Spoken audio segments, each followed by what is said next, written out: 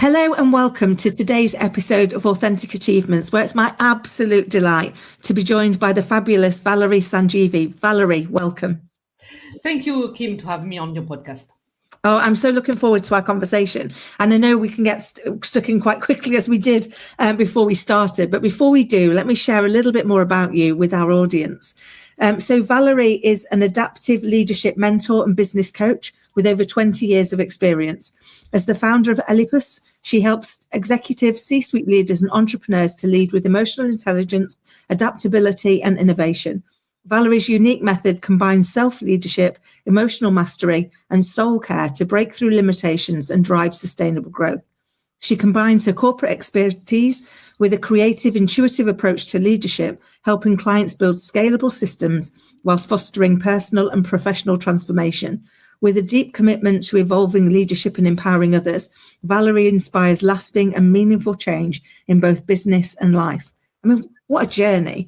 I'm so excited. There's so many elements to get stuck into, but could you start by bringing that to life a little bit more for us, please? Yeah, definitely. I'm happy to. So basically, I'm an engineer. So I've been an engineer. So it's the study I choose. I don't know why I chose that. I think everybody was doing that, in my high school. So I did that. It was not really like I didn't have a vision. I wanted to be an engineer, but it was actually a great choice, on the journey. Then I have as well a master's degree from an international business school. Then again, I said sometimes I feel that on my journey I was very much guided. It's not that I feel I was very much guided, on doing things that my mind couldn't, always comprehend, but I could see afterwards in insight why I was doing that, Yeah. And I spent, like you said, in my bio, I spent like 20 years in different corporate settings up to C-level. And on this journey, I worked 17 years of leadership and management. And among those 20 years, I spent 7 years in Detroit, Michigan, because I worked in the US for a while. So it was very interesting.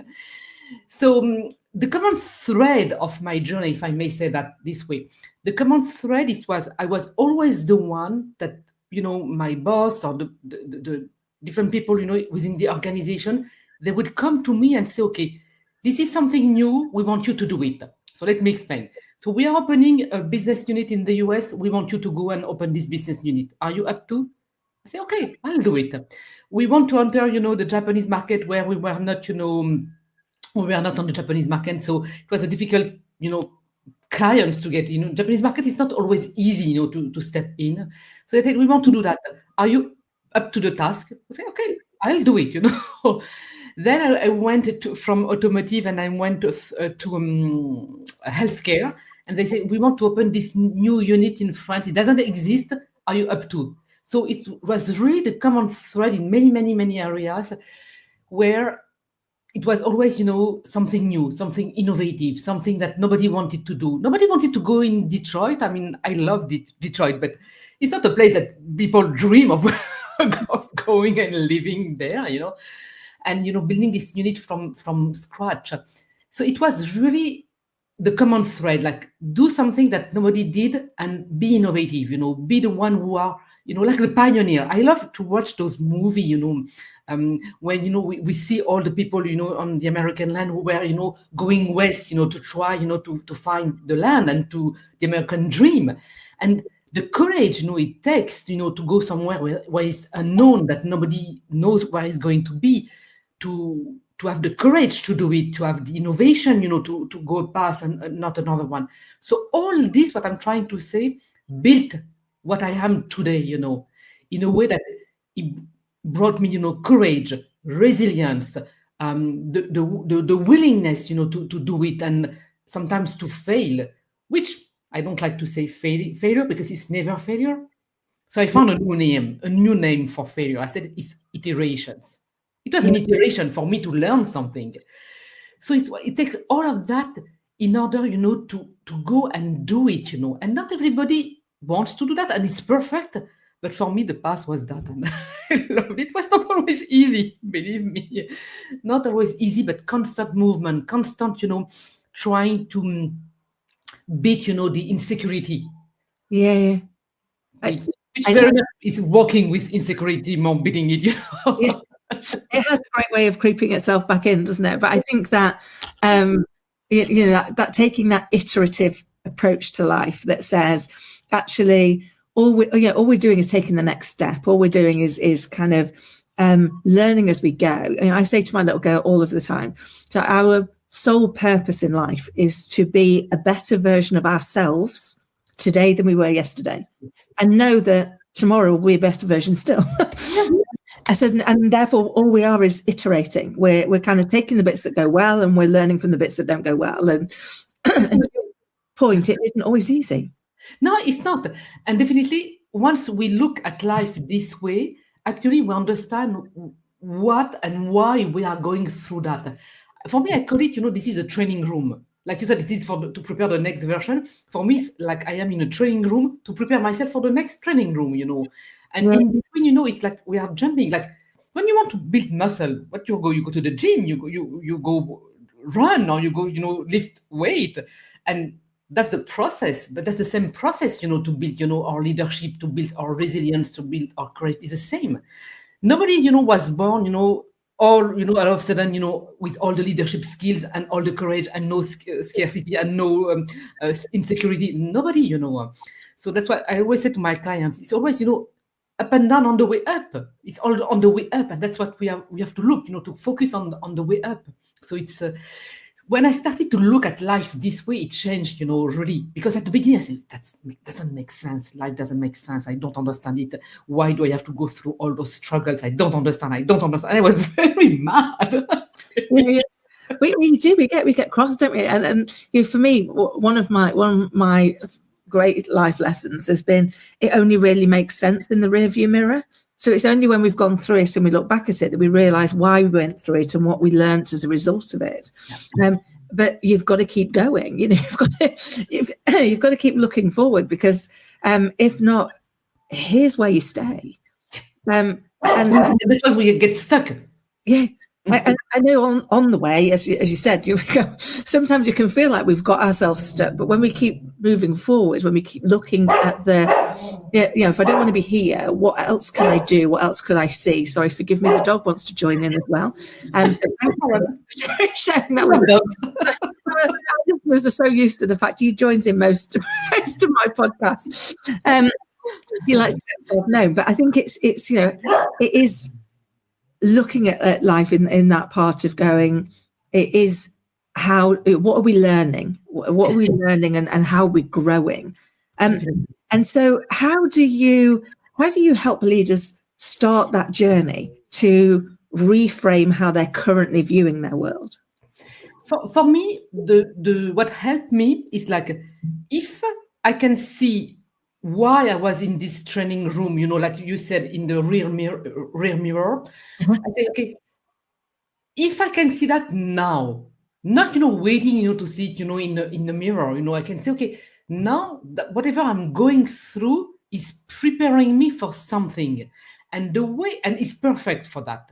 So, and I'm not saying, and I want to be very clear with the audience, that not all of the iterations are easy. Not everyone is going through. Some people are going through very, very hard, hard life, hard, iteration. So I'm not saying it's easy, and I'm not saying we deserve it. I'm not saying that either. What I'm saying is like, what I say to my clients is, don't, only see what it is right now, but see, this is okay. If this is perfect for my training, and this is the shortest cut, to get, there, okay, let's not focus on what I'm going through, but let's focus on, okay, what am I being trained on? Yeah. So I have this guy. Like, let's give an example, because usually examples are better. So I have one of my clients, and he said, he said, I'm tired because I always have, the difficult contracts and the difficult, team, and all of my colleagues, they have, the easy things, and their budget is easy. And I say, yes, it's probably true. But I told him, what do you think you are being trained on?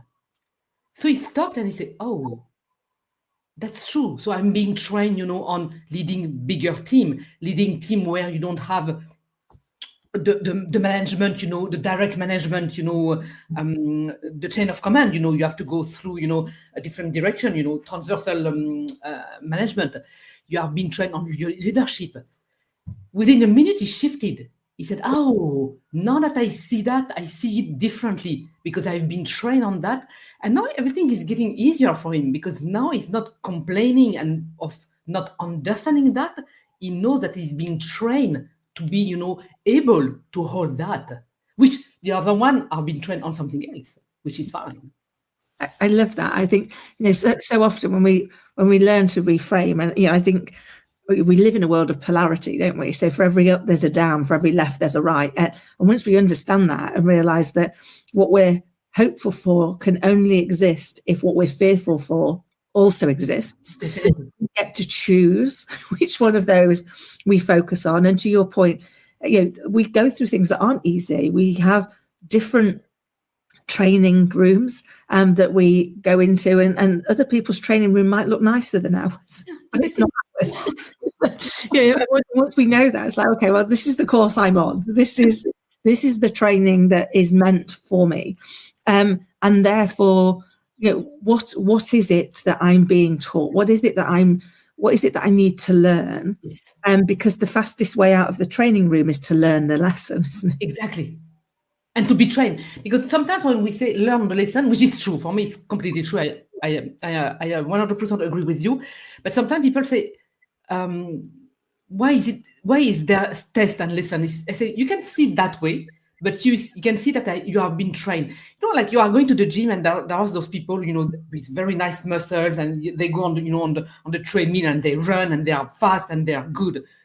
And you say, okay, I'm not, like him or like her, and like I'm very behind. But me, I'm good at the violin, maybe, when I'm going to my, my music class, I'm good. And probably this person is not good, in the violin class.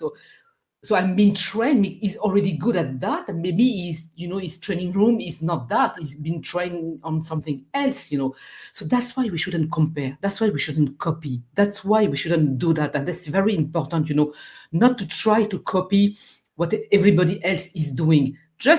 We can learn from everybody else. That's fine. We can always learn from everybody else. But don't try to copy because their training rooms is not yours.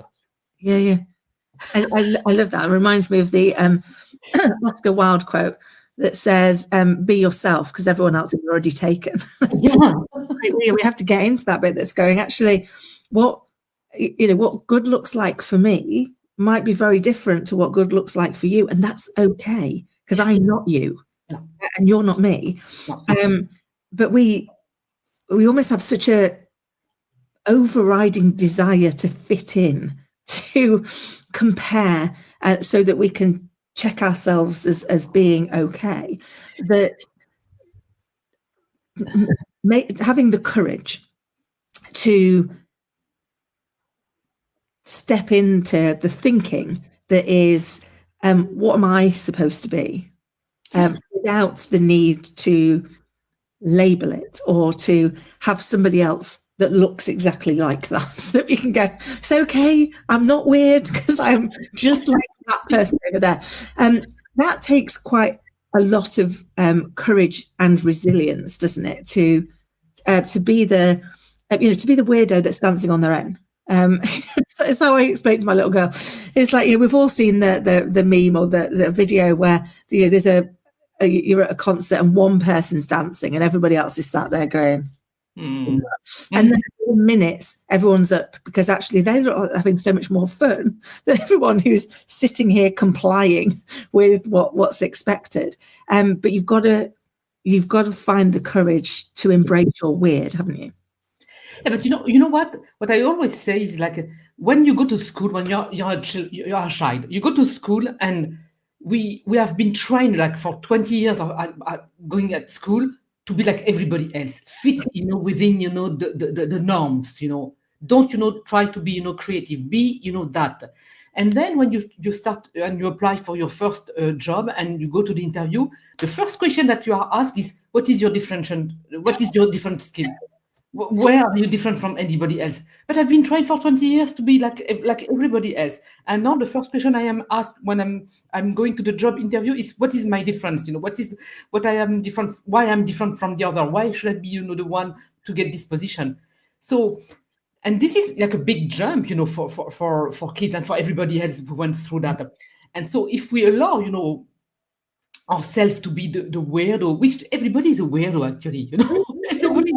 Every one of us. Because it's a comparison. Because as you are good, like this person is good, like I was saying on the treadmill, and this one is good, at playing the guitar or whatever, instrument, and this one is good at painting. So we are all weirdo for the one who is on the treadmill is a weirdo for the one who is painting. So we are all weirdo, which is good.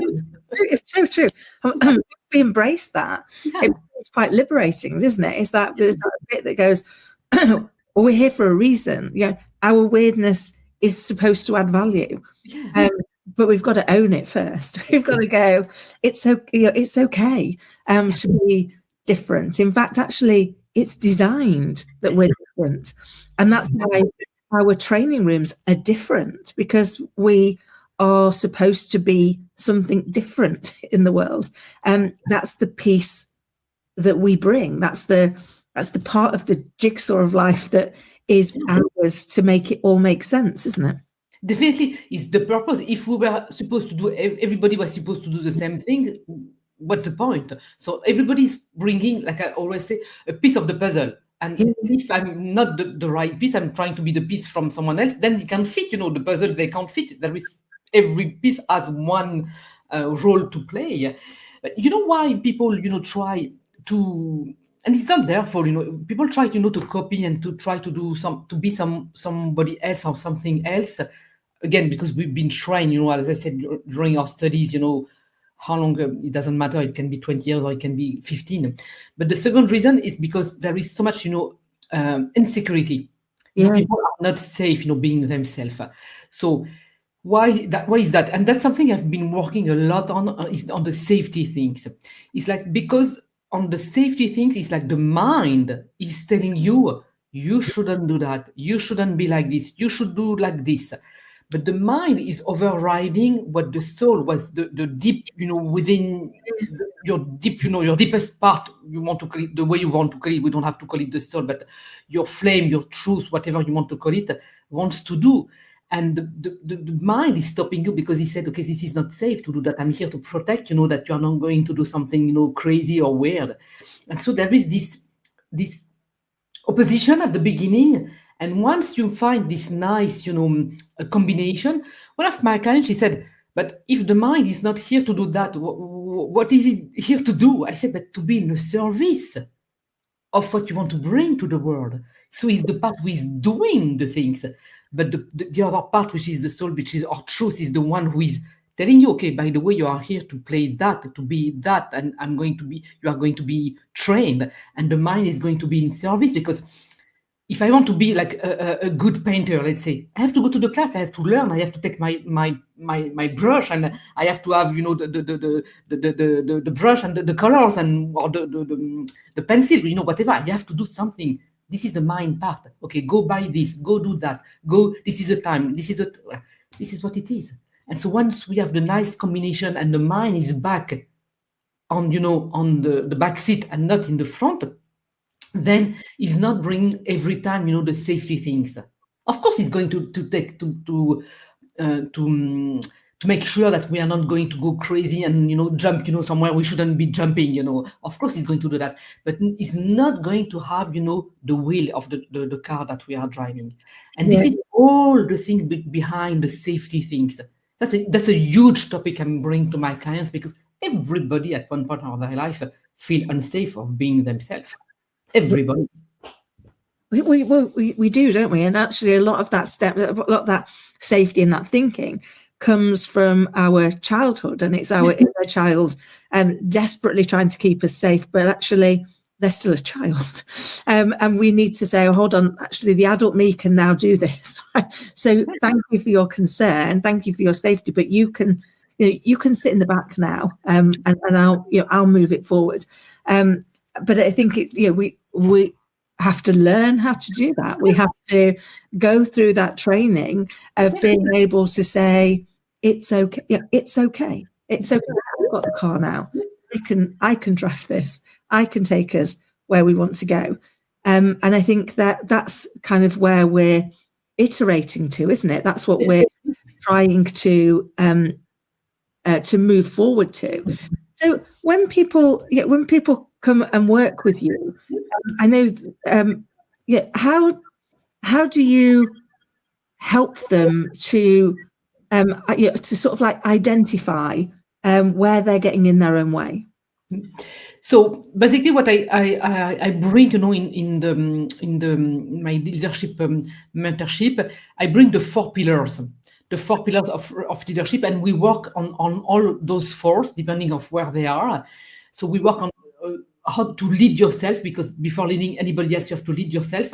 Usually, that's the first one we work on. So to lead yourself, what are the skills are you trained on? What is your environment? What do you see? What are the signals? We look at the signals, because all the signals are telling you what you have to be trained on. So we work basically on that, and we work on to bring back the safety. We work actually not exactly to bring back the safety. I have to rephrase that, to feel that the safety has never left us, but we were not looking at it in the right place.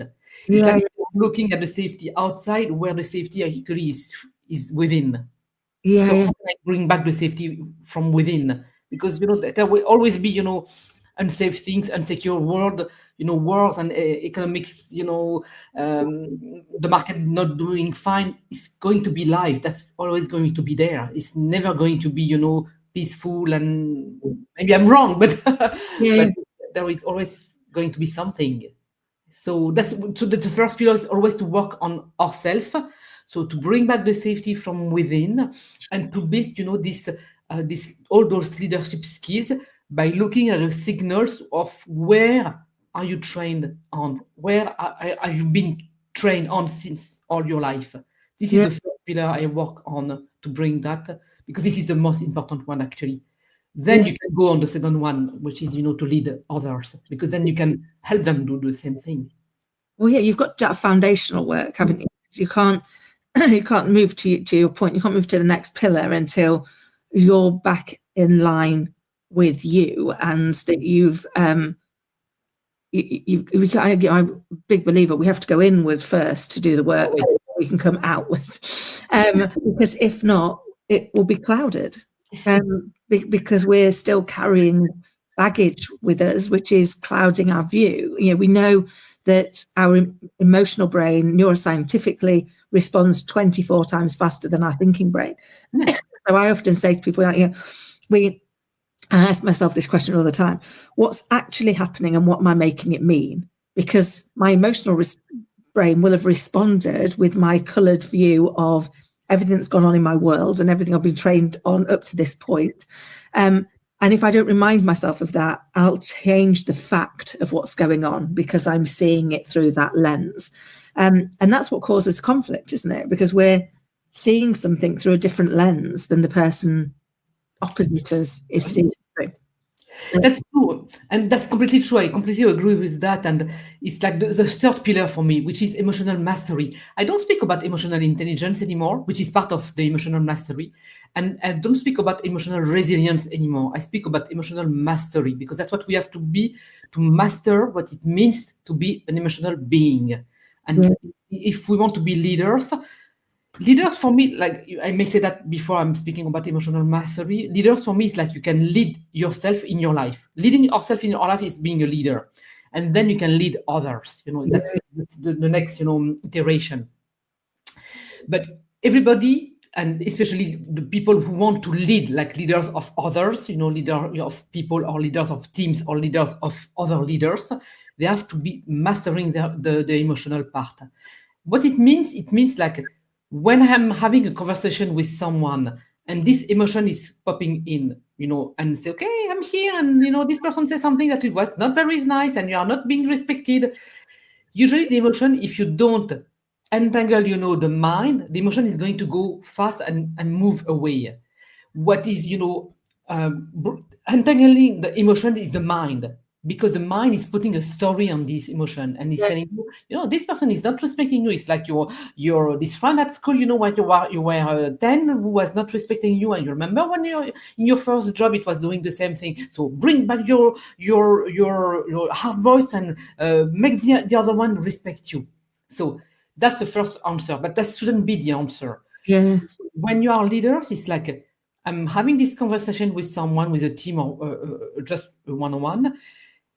The emotion is coming up, and I say, okay, I'm not asking anybody, to put a cap on the emotions or saying it doesn't exist, because that's not the way, because this emotion is here, because then you trap the emotion, and then it's going to, come back, within, few minutes or, maybe 20 years later, these emotions. So it's not about that. It's to put it on the side, say, okay, I heard you. I heard there was something triggering you in this conversation. It's not about this person doing that to you, because actually this person is not doing anything to you. I'm putting, again, except that this person is really, being, abusive, in a physical or mental way. So that's, of course, that's, you have to take out that, of course. It's not what I'm saying here. So something has been triggered within you with this conversation. This person bring this up. So put this on the side, finish the conversation. And then later on, it can be, when you go back, at home, later on with your coach, with your mentor, or, over the weekend, take some time to go revisit this emotion and to make sure that it's freed. Because then it's going to move and you untangle, from the mind discussion. But you have to understand that you have to do that. And once you do that, the emotion is gone, and the mind, you understand what, was the iteration actually. Yeah. And next time you're having this conversation with this person, you're not going to be triggered the same time, the same way. Yeah. So that's what it means, emotional mastery. And it takes, a lot to go there. Be here and see that. And it happened to me at the beginning of this year. Actually, it was the January 1st. I was going to see someone, and this person, I entered the room and starting, to yell at me. Like I said, what's going on here? And I said to this person, I could see myself, I said, there is two ways here. Either you go and you fight against this person. And my mind didn't want to do that. Like I stepped, up, like in the meta position, like we say. And I said, okay. And I was looking at the dynamic, and I said to this person, but are you mad only at me, or are you mad at everybody? And this person answered, no, to everybody. I said, okay, first of all, it's not only about you. And then the second question I asked, like she was, lashing out, and I said at one point, so actually what you are doing is like, I'm taking it for everybody, I'm taking one for the team, kind of, So yes. Okay, good. So then we were able, because I was not entering the discussion the way she wanted it to have this discussion, but I was really stepping out.